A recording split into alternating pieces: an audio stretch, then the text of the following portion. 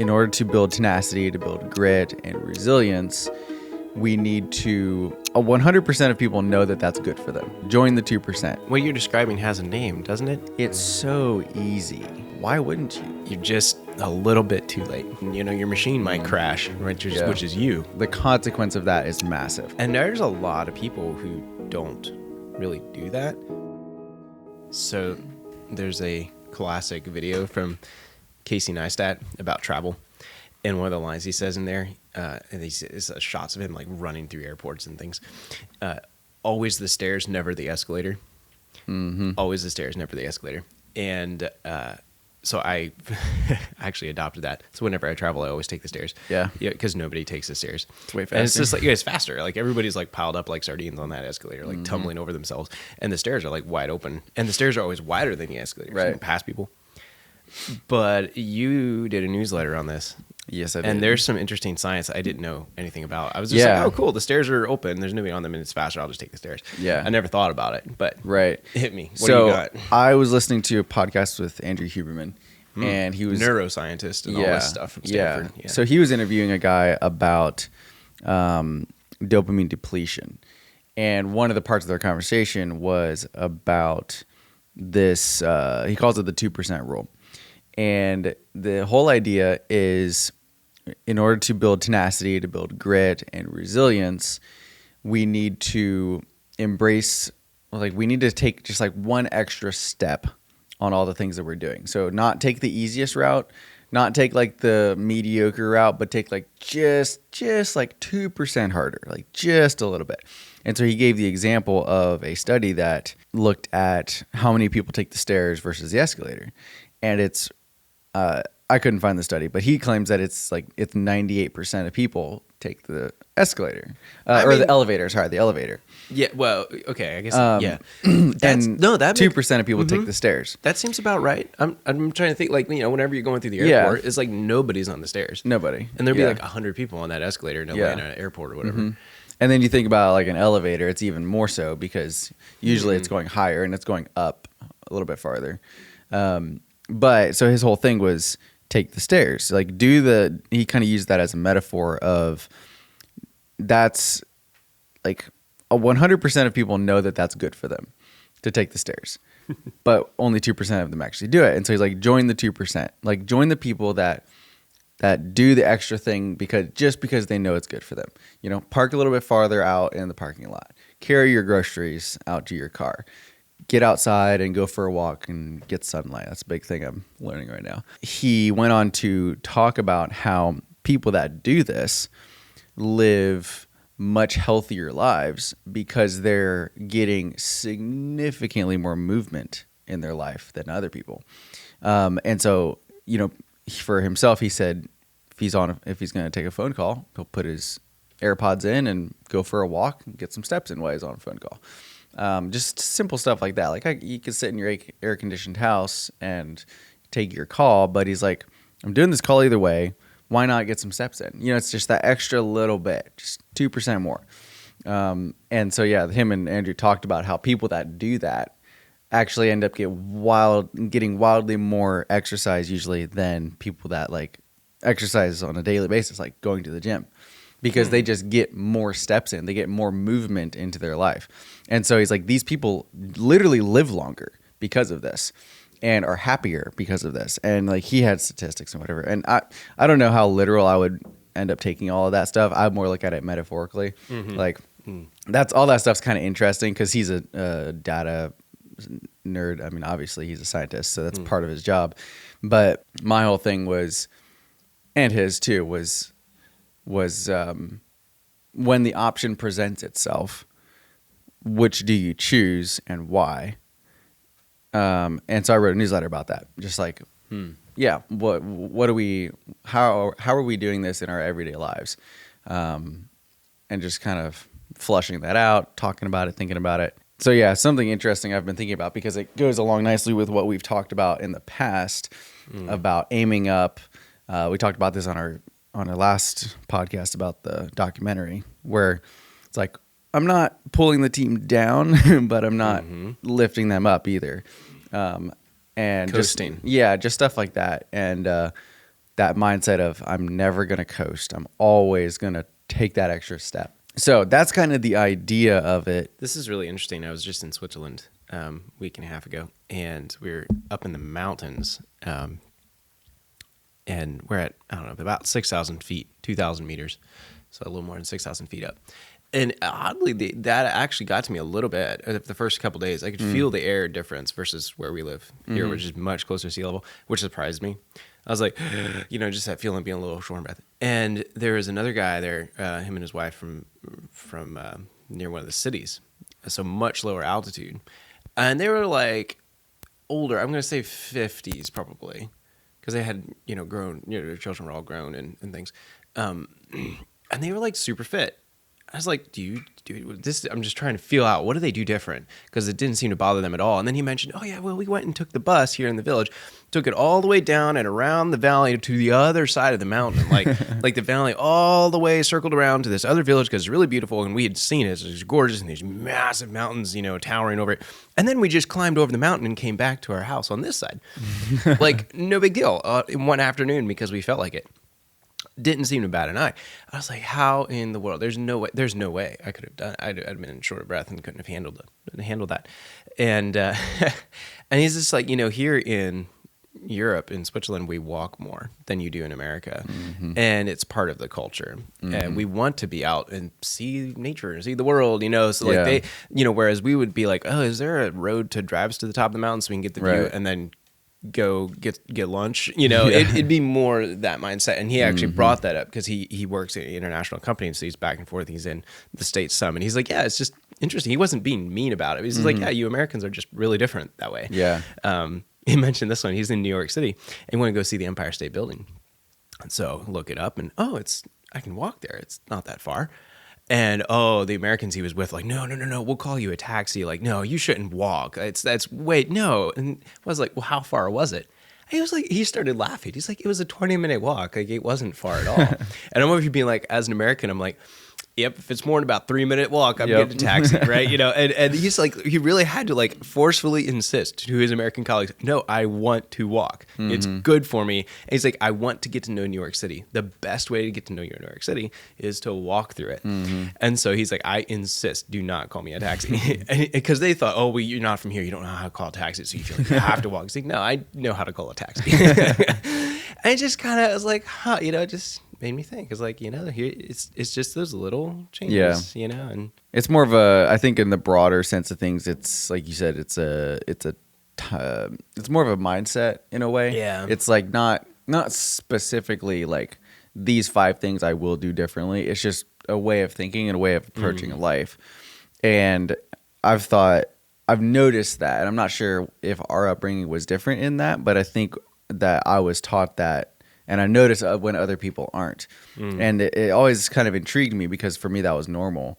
And then I kind of noticed, I'm like, why didn't you do that? And why'd you do this instead? And it just kind of confused me, especially when I was younger. So it's kind of interesting to land on this kind of mindset tool and actually put a name to it.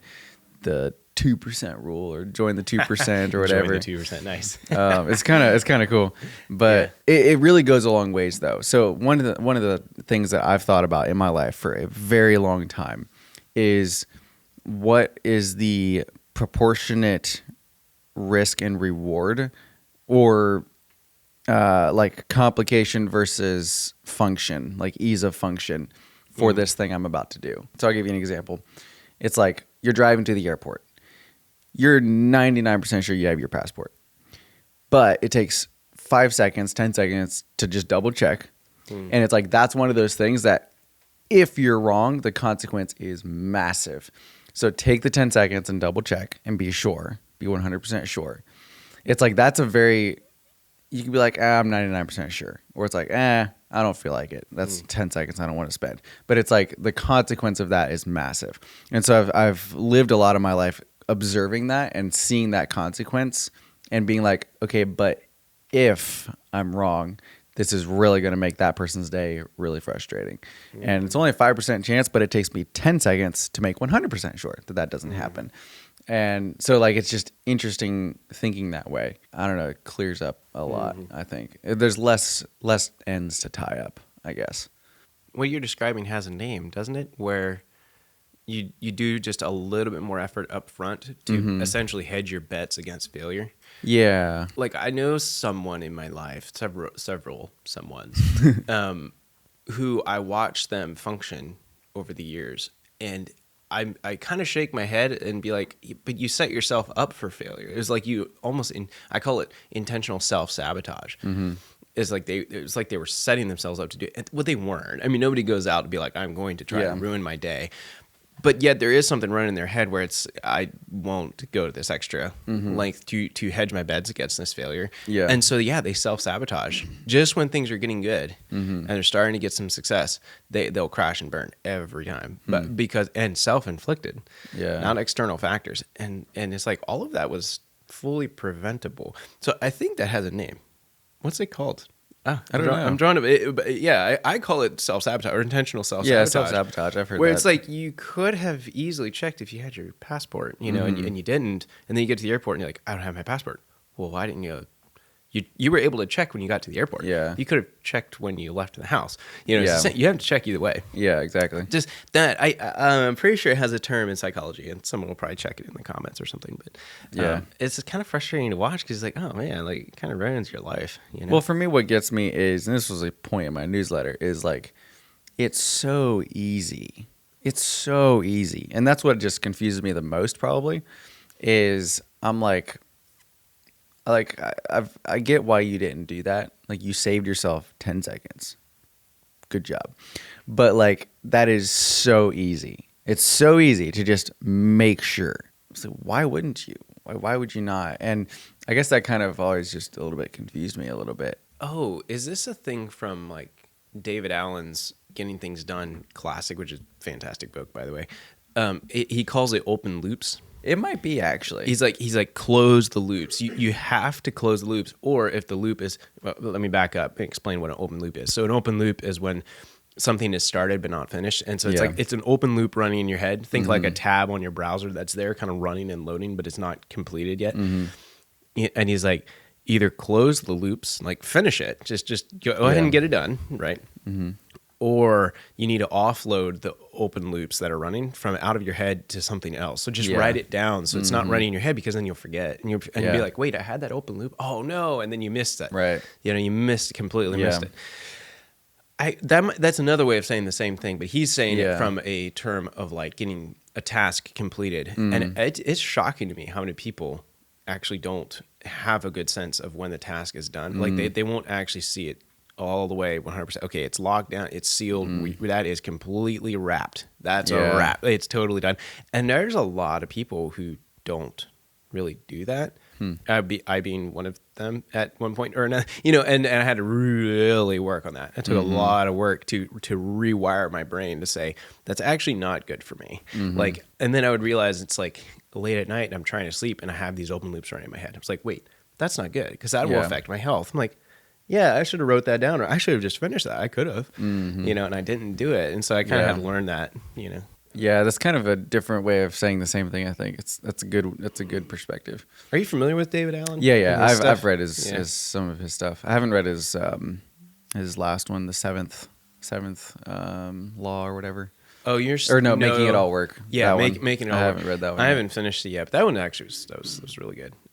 We should link that. That's more management. Like, how do you manage all the things in your life? It's very practical, but super good stuff. Yeah, everybody should give that a shot. Anyways, I think the big thing that comes out to me is, and another thing I talked about in my newsletter was like, this isn't a big deal if it's like one or two things, but when you start living your life this way and you do one or two things every day for 5 years, stuff starts to crash around you, and that's the big thing that I've taken away from this whole mental thought process, because it feels to me like a constant tuning or refinement of like an instrument, where it's like it keeps getting out of line a little bit, so you got to kind of tune it back, keeps kind of over adjusting, you got to bring it back a little bit, and it's just a constant maintenance, constant upkeep, keeping it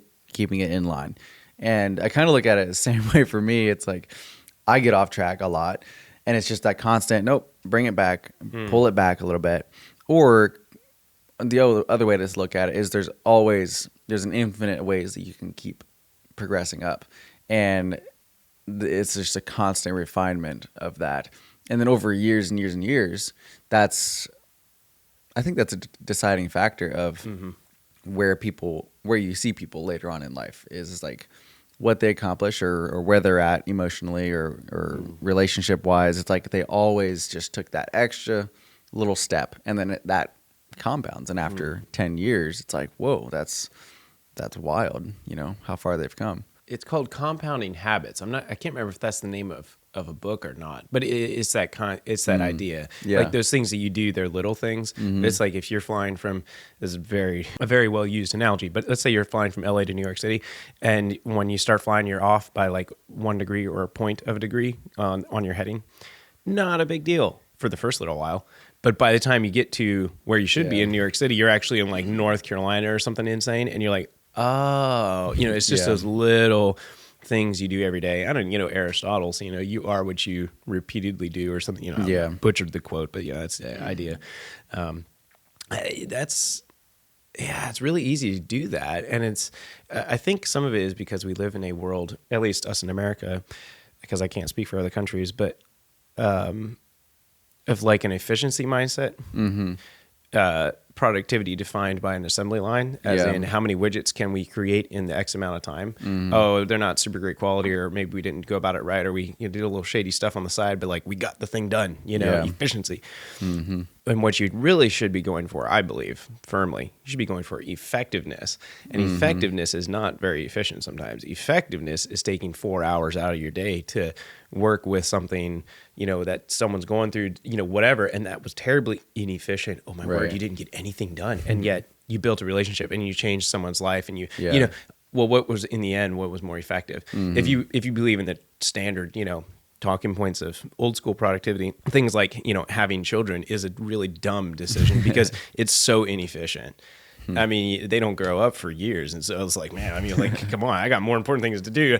That's not the point. You're totally missing the point. Yeah. What's going to be the most effective in the big scale of your life in the long term? And that can be those little decisions. I'm going to check for my passport before I leave the house instead of when I get to the airport. Yeah. But we're in this weird quasi efficiency idea. And the ironic thing is, in the end, it sometimes makes us a lot less efficient, actually. Yeah, because it's kind of crazy. You're tying up loose ends all the time. Yeah, and you're always running behind because you're trying to get things done quickly. That's a really big one. Running behind, trying to catch up, dude. Getting ahead of the 8 ball, as they say, or it comes from fighter jets, right? Where you're in a tight dogfight loop and you're trying to pull on the other plane, right? And it's and you're behind the curve. That phrase, you hear it all the time. That's what that is. You're behind the turn on your curve, and you can't quite. You're full throttle, you're full bank. You're going as hard as you can, and you can't quite get the guy in your crosshairs, the other fighter pilot. This comes from like World War II, and it's too bad. You started your turn a little too late. Yeah. Or you did something a little bit too wrong, and you're behind the curve, and there's nothing you can do. And if you could just get it, then and you might be locked in. A half a second away from getting it. Just a half a second, you're just right there, and you can't. Yep. There's a fantastic story of this in Jocko Willink's podcast. He interviewed, I think the guy died now, one of the only remaining fighter pilots that flew with Chuck Yeager. He was his they were wingmen. He was his wingman. And the guy was 100 years old when they did the podcast 2 years ago. And he told that exact story of being behind the curve. And the other guy has him in his crosshairs. And it was like barely got out of the situation.